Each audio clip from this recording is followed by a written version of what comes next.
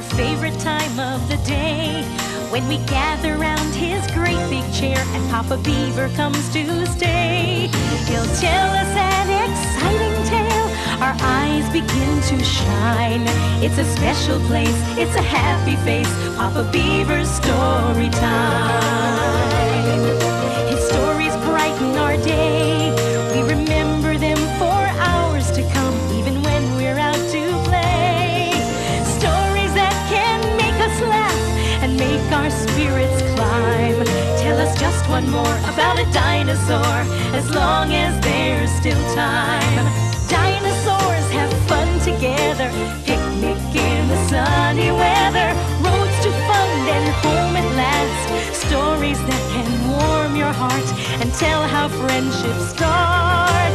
Storytime can be anywhere that Papa Beaver is found, sitting underneath a big umbrella, gathered all around. Romantic weddings in the spring, where love and sunlight shine. It's a special place, it's a happy face, Papa Beaver's story time.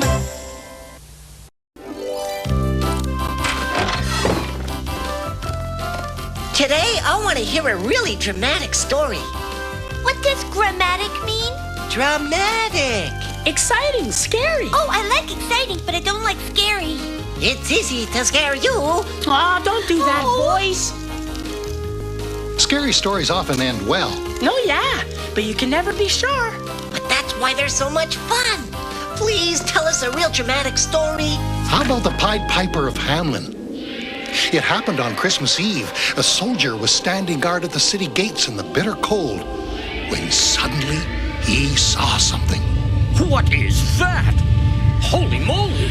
It can't be a pack of wolves or I'd hear howling. Good grief, could it be rats? Indeed it was. Millions of them, a great river of rats stretching as far as the eye could see. They were tumbling over each other like waves. They poured over the walls of the town in a horrible, squeaking flood.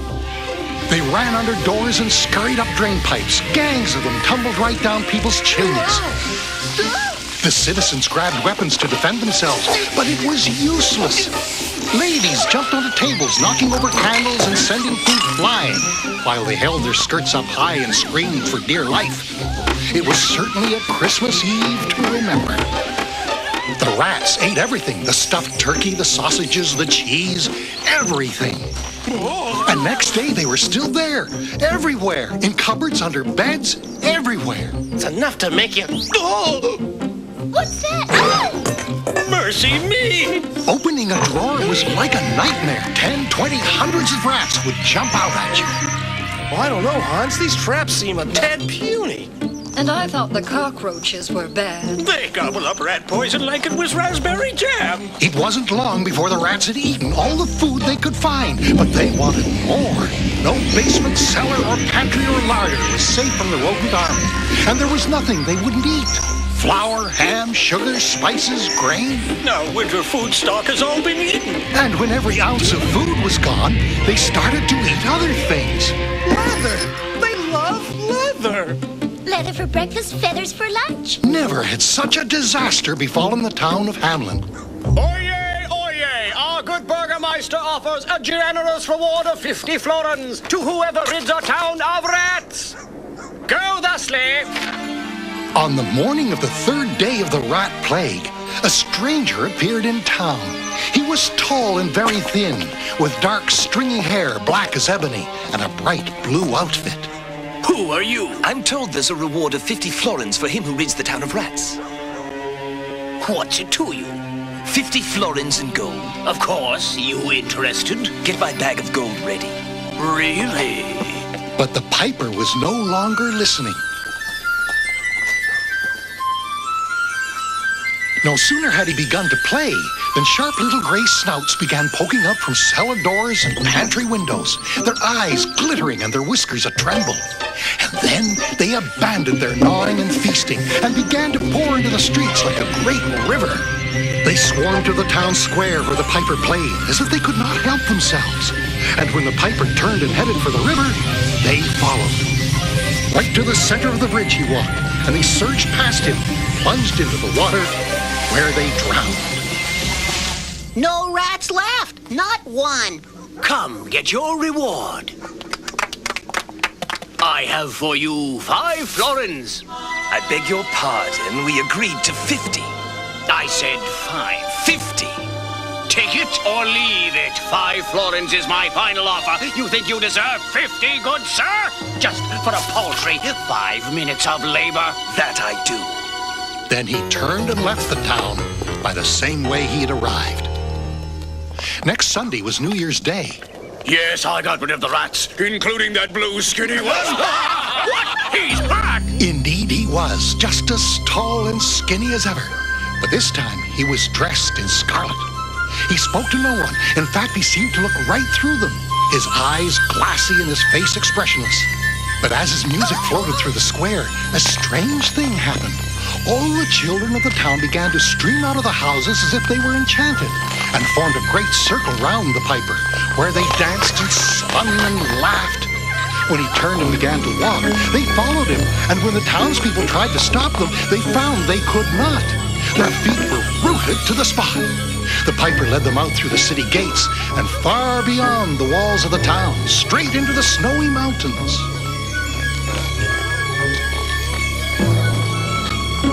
And they never, ever came back. But Papa Beaver, what happened to them? Where are they? No one ever saw them again? Did they live happily in the place that he took them to?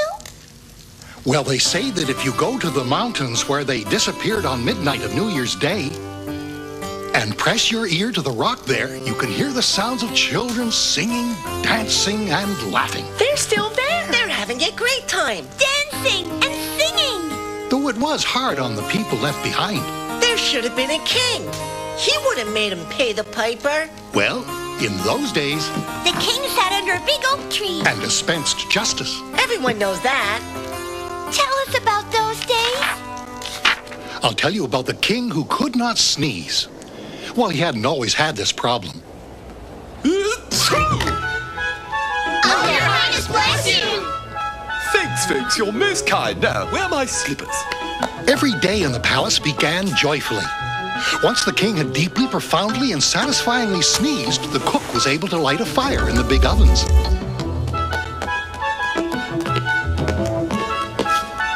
The servants went about their business in the great halls, the ladies in waiting gathered flowers, and peace and happiness reigned over the entire kingdom when the king began each day with a great sneeze.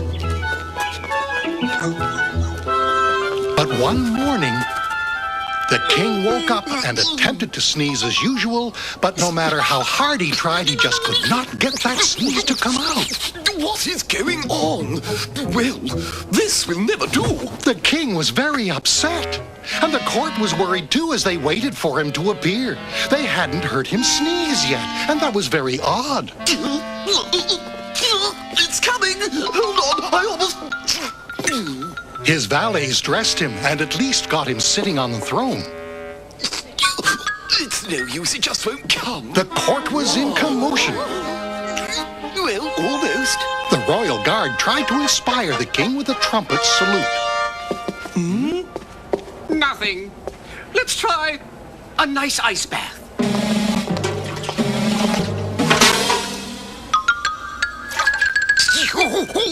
Nobody could do a thing to help the king.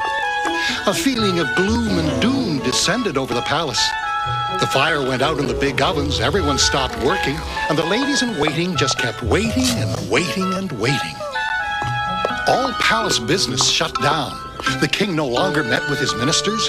In town, the stores were all boarded up. Even the schools were closed. Everyone hid behind closed doors and locked shutters.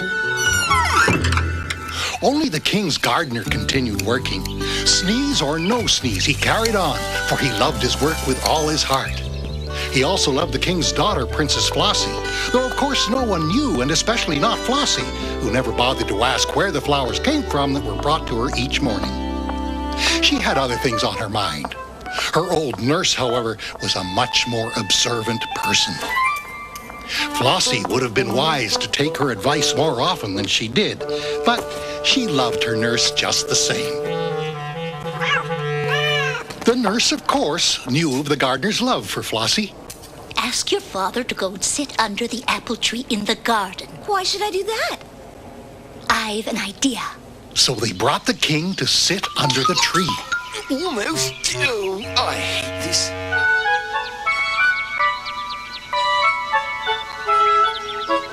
It was such a beautiful day, and the plump, juicy red apples glowed in the warm sunshine.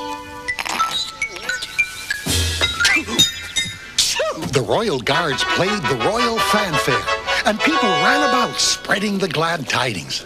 The king has sneezed! Long live the king! The townsfolk threw open their shutters and came out to celebrate. Whose idea was this? Must have been the trees. We'll make a golden crown for that tree. And silver apples on every branch. How about we spray it with perfume? You're all wrong. The reward goes to the person who planted the tree. And of course, that was the gardener. So they brought him before the king. Tell me what you want. The princess's hand. Oh yeah, like our Flossie marry some two-bit gardener. But Flossie looked him over, and gosh, he was cute. Okay. So preparations for the wedding were begun immediately. Another happy ending. How about we sit under the apple tree? To watch the apples grow? I'm afraid that's not too exciting. It is if you sneeze. And an apple comes down and bunks ya. Oh, yeah. Then a cute gardener can save you. All right. Sounds good to me.